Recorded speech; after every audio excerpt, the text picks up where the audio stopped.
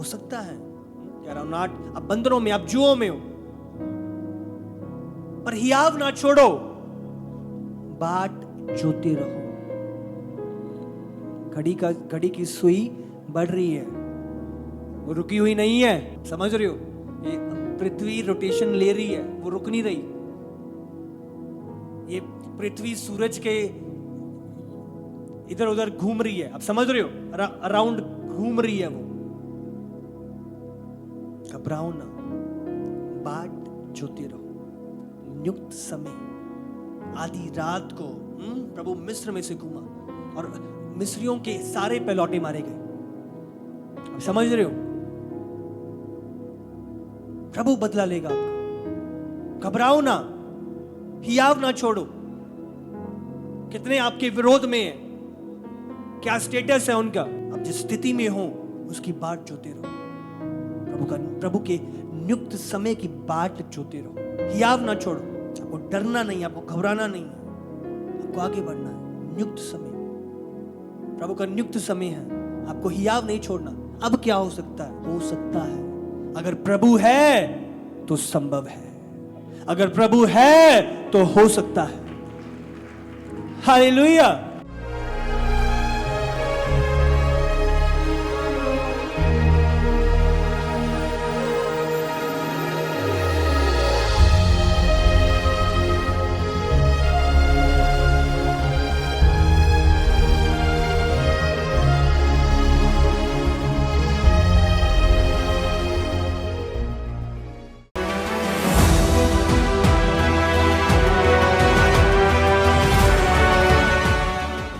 प्रभु के नियुक्त समय, जब आपको लगता है कि अब क्या हो सकता है, अब तो हामान राजा के पास पहुंच गया, राजा के द्वार के पास पहुंच गया, अब तो बाहर खड़ा है, अब प्रभु राजा को सोने नहीं देगा। अब समझ रहे हो? और बात यहां तक सीमित नहीं है।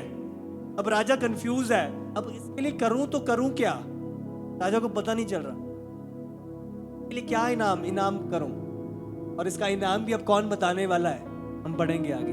राजा ने पूछा, आंगन में कौन है? उसी समय तो हामान राजा के भवन से बाहरी आंगन में इस मनसा के साथ आया था कि जो खंबा उसने मोर्दकै के लिए तैयार किया था, उस पर उसको लटका देने की चर्चा राजा से करे। ध्यान दे, इसके लिए आया था, मोर्दकै को मरवाने के लिए आया था। और उससे थोड़ी देर पहले क्या हुआ? चैन से सोने पर। समझ रहे हो भैया कि मोर्दकै को क्या देना है? मान को बुलाओ, वो उसका राजा का करीबी था। अब समझ रहे हो? पढ़ो आगे। तब राजा के सेवकों ने उससे कहा, आंगन में तो हामान खड़ा है। राजा ने कहा, उसे भीतर बुलवा लाओ। जब हामान भीतर आया, तब राजा ने उससे पूछा, जिस मनुष्य की प्रतिष्ठा राजा करना चाहता हो तो उसके लिए क्या करना उचित होगा? हामान ने यह सोचकर कि मुझसे अधिक राजा किसकी प्रतिष्ठा करना चाहता होगा। तो जो हामान था उसको लगा कि राजा तो उससे ज्यादा और कौन है जिससे राजा खुश हो, सबसे करीबी तो मैं हूं। अब समझ रहे हो? तो मन ही मन सोच रहा था, राजा मेरे लिए कुछ करना चाहता है तो अच्छी अच्छी बातें राजा को बता दूं। अब समझ रहे हो कि नहीं? तो अब क्या उत्तर देता? उसके मन में ये है कि ये चीजें राजा मुझसे करवाएगा, मेरे लिए करेगा, तो अच्छी अच्छी चीजें सारी लिस्ट बना देता है वो। अब पढ़ेंगे आगे उसकी लिस्ट क्या है। यस। राजा को उत्तर दिया, जिस मनुष्य की प्रतिष्ठा राजा करना चाहे तो उसके लिए राजकीय वस्त्र लाया जाए जो राजा पहनता है, और एक घोड़ा भी जिस पर राजा सवार होता है। राजकीय वस्त्र जो राजा पहनता है, राजा की तरह एक घोड़ा जिस पे राजा सवार होता है वो लाया जाए। समझ रहे हो? घोड़े पर बैठने की तैयारी कर रहा था, मन ही मन सारी चीजें सोच ली उसने। अब समझ रहे हो? ऐसे कपड़े पहनूंगा, ऐसे घोड़े पे बैठूंगा, सारी चीजें ये राजा मेरे लिए ही पूछ रहा है। और उसके सर पर जो राजकीय मुकुट धरा जाता है वह भी लाया जाए। फिर वह वस्त्र और वह घोड़ा राजा के किसी बड़े हाकिम को सौंपा जाए। किसी बड़े हाकिम को सौंपा जाए। एक बड़ा अधिकारी जो राजा का हो वो उस घोड़े को चला के पूरे नगर में, वो बंदा बैठा है और वो अधिकारी घोड़े को चला के आगे आगे पूरे चक्कर लगवाए उसके, बड़ा हाकिम। और जिसकी प्रतिष्ठा राजा करना चाहता हो तो उसको वह वस्त्र पहनाए जाएं और उस घोड़े पर सवार करके नगर के चौक में उसे फिराया जाए और उसके आगे आगे यह प्रचार किया जाए, कि जिसकी प्रतिष्ठा राजा करना चाहता है उसके साथ ऐसा ही किया जाएगा। उसके आगे ये प्रचार होता जाए, इसकी प्रतिष्ठा जिससे राजा प्रसन्न हो उसके लिए यही किया जाएगा। सारी लिस्ट उसने A to Z, कुछ रह ना गया हो। आप समझ रहे हो, पूरी तैयारी में था, सारी इमेजिनेशन उसने कर ली थी कि चलो मुकुट लगाकर, अस्त्र पहनकर, घोड़े पे सवार, बंदे आगे आगे बोल के मुझे ले जा रहे हैं। सारा इमेजिन करके बैठ गए। राजा ने हामान से कहा, फुर्ती करके अपने कहने के अनुसार उस वस्त्र और उस घोड़े को लेकर उस यहूदी मोद्रके से जो राजभवन के फाटक में बैठा करता है वैसा ही कर, जैसा तूने कहा है उसमें से कुछ भी कमी ना होने पाए। आया किस लिए? फरमान जारी करवाने के लिए कि मोर्देकाई को खंबे पे लटका दिया जाए। और प्रभु ने किस रीति से कुछ क्षण पहले कैसे चीजों को बदल दिया। जो मरवाने आया था वो हाकिम बन गया।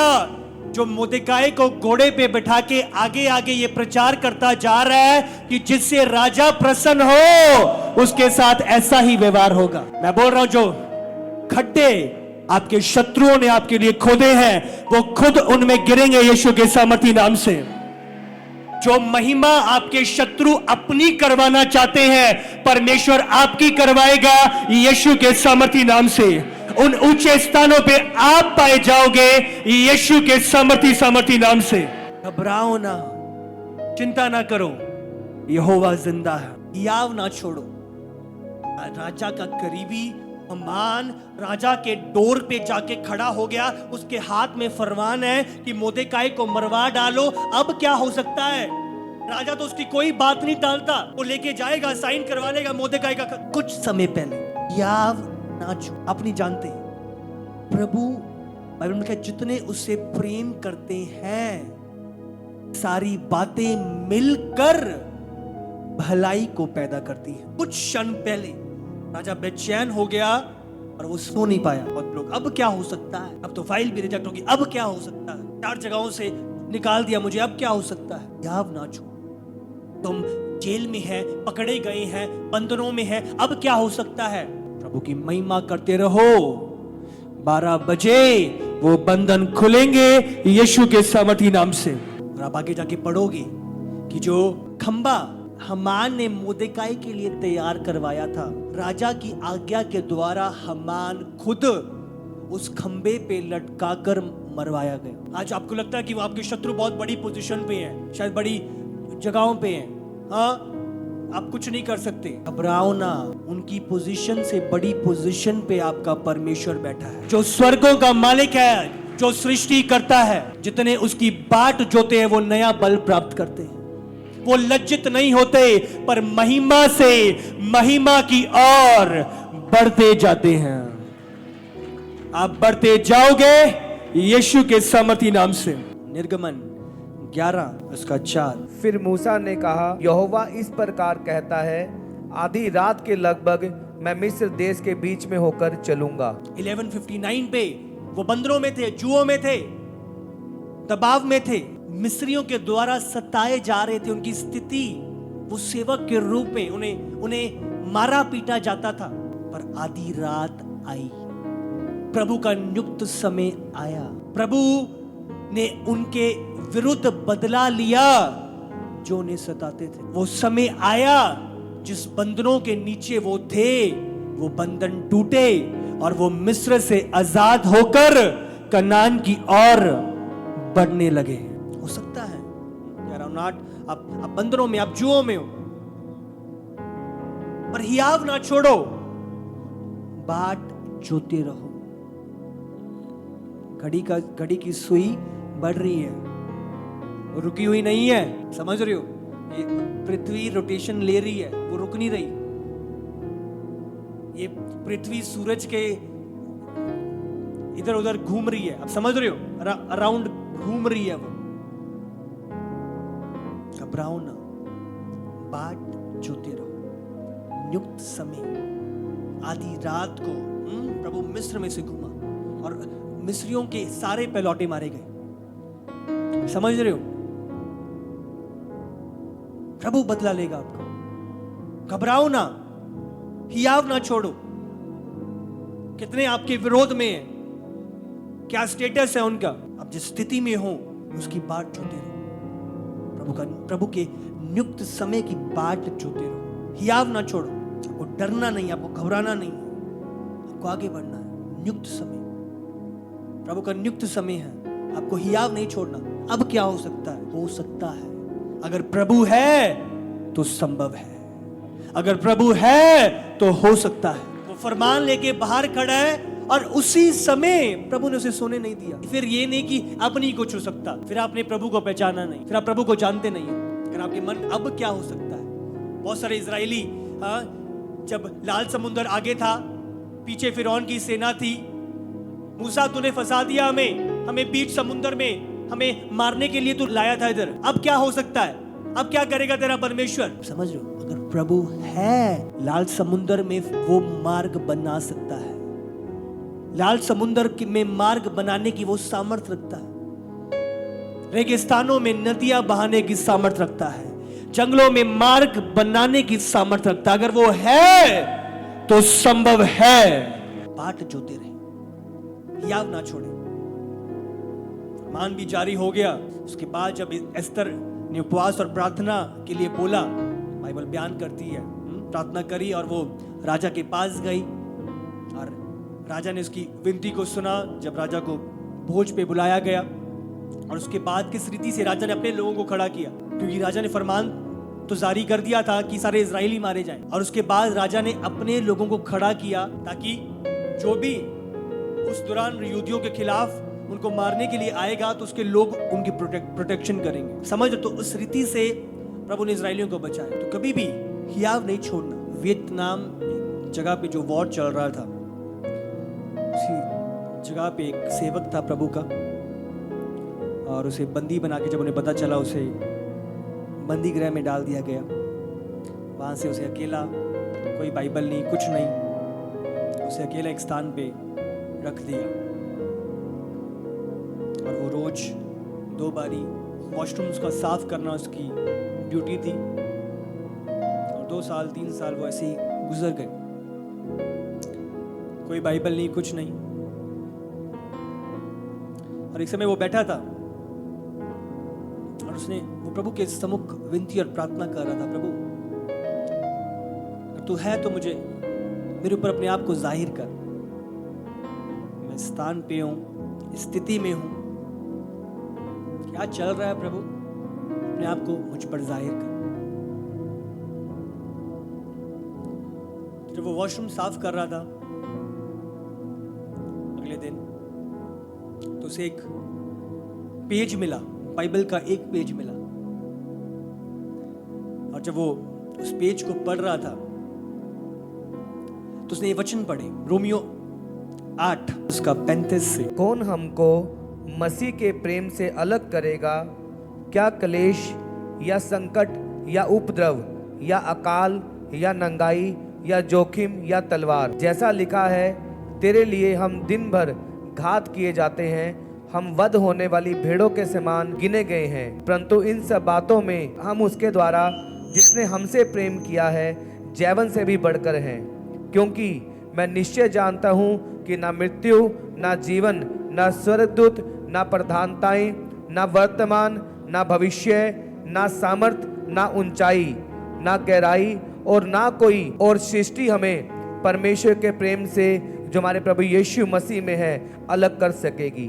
और जब ये बात, ये वचन उसे मिला, उसका हार्ट पिघल गया। वो बहुत रोने लगा और उसने कहा, प्रभु अब और प्रश्न नहीं, प्रभु जितने भी उत्तर थे प्रभु मैं पा चुका हूं। कौन सी चीज हमें प्रभु के प्रेम से अलग कर सकती है? ये कलेश, आज प्रभु के नाम के लिए कलेशों का सामना हम कर रहे हैं। लोग हमें सता रहे हैं, फालतू की व्यर्थ बातें बोल रहे हैं, मजाक बना रहे हैं, तुम्हें पैसे मिले हैं, तुम्हारे साथ ये हुआ है, सताए जा रहे हैं, मारे जा रहे हैं। अपने हियाव को बनाए रखना। इसने हमसे प्रेम किया, उसके द्वारा हम जीवन से भी बढ़ के हैं। क्योंकि मैं निश्चय जानता हूं कि ना मृत्यु, ना जीवन, ना स्वर्गदूत, ना प्रधानता, ना वर्तमान, ना भविष्य, ना सामर्थ, ना ऊंचाई, ना गहराई और ना कोई और सृष्टि हमें प्रभु के प्रेम से जो हमारे प्रभु यीशु में है अलग कर सकेगी। उसके प्रेम से आप अलग ना किए जाओगे।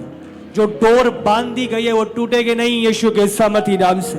आगे शेर भी खड़े क्यों नहीं होगे? घबराओ ना, हियाव ना छोड़ो। 11:59 समझ रहे हो? आप बांधे गए हो, तब भी आप हियाव नहीं छोड़ रहे। 12 बजे आप मिरेकल को देखोगे यीशु के सामर्थी नाम से। आप समझ रहे हो? आग में फेंके जा रहे हैं, आगे आग खड़ी है, समझ रहे हो?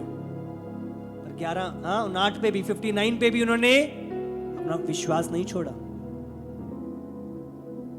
और जब समय आया, जब आग में डाले गए, वो 12 बजे प्रभु खुद उतरा उस आग में और उस आग में भी उनको बचाया। चीजें पूरी भी विपरीत क्यों नहीं हो गई है? हर जगह से खिलाफत क्यों नहीं हो गई है? हर जगह से सताव क्यों नहीं आ गया? हर जगहों से गड़बड़ी आपको दबा रही है।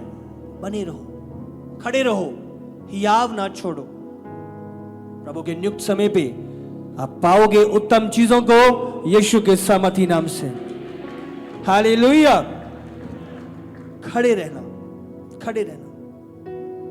हमेशा विपरीत चीजों में सबसे सामर्थी चीजें निकली हैं।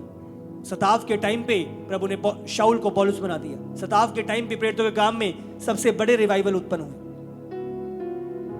यूसुफ ने कहा, जो चीजें तुमने मेरी बुराई के लिए पैदा करी थी, प्रभु ने उसमें से अच्छाई निकाल दी। उसकी बाट जोते रहना, हियाव ना छोड़ो। यहोशू को एक ही बात बोली, दृढ़ रह और हियाव ना छोड़। कितनी भी विपरीत चीज क्यों ना आ जाए, खड़े रहो। शैतान डर को स्मेल करता है। जब डर आता है वो आपको और दबाता है। जब उसको पता चल गया हिलने वाला नहीं है, आपको छोड़ के जाएगा यीशु के सामर्थी नाम से। हालेलुया।